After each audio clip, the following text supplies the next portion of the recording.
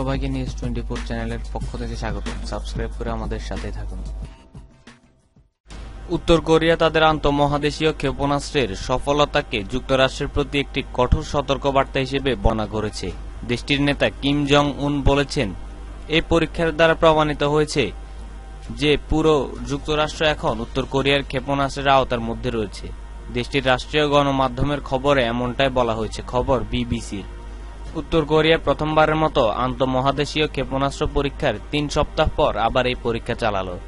মার্কিন president Donald Trump বলেন, সাম্প্রতিক এই পরীক্ষা শুধুমাত্র উত্তর কোরিয়ার শাসকদের একটি বেপরোয়া এবং বিপজ্জনক কর্মকাণ্ড।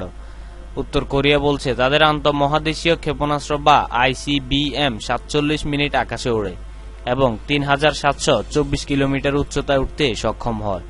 নেতা গর্বের সাথে বলেছেন, এই পরীক্ষার মাধ্যমে প্রমাণ হয়েছে যে যুক্তরাষ্ট্রের মূল ভূখণ্ডের পুরোটাই এখন আমাদের হামলার আওতা রয়েছে। উত্তর কোরিয়ার কেন্দ্রীয় সংবাদ মাধ্যমের খবরে বলা হয়, রকেটটির মডেল ছিল হওচং-14। গত 3রা জুলাই একই মডেলের ক্ষেপণাস্ত্রের পরীক্ষা চালায় উত্তর কোরিয়া। ক্ষেপণাস্ত্রটি উত্তর জাপানের কাছে সমুদ্রে ভূপাতিত হয় বলে জানানো গেছে। এর প্রতিক্রিয়ায় যুক্তরাষ্ট্র এবং দক্ষিণ কোরিয়ার সামরিক বাহিনী ভূমি থেকে ভূমিতে উৎক্ষেপণযোগ্য ক্ষেপণাস্ত্র ব্যবহার করে মহড়া চালিয়েছে। মার্কিন সামরিক বিবৃতিতে বলা হয়, দক্ষিণ কোরিয়ার সমুদ্র সীমায় পূর্ব উপকূলে এই ক্ষেপণাস্ত্রগুলো উৎক্ষেপণ করা হয়। বেশ কয়েকটি পরীক্ষা সত্ত্বেও বিশেষজ্ঞদের ধারণা, উত্তর কোরিয়া এখনও দূরপাল্লার ক্ষেপণাস্ত্রে পারমাণবিক বোমা যুক্ত করার মতো সক্ষমতা অর্জন করতে পারেনি।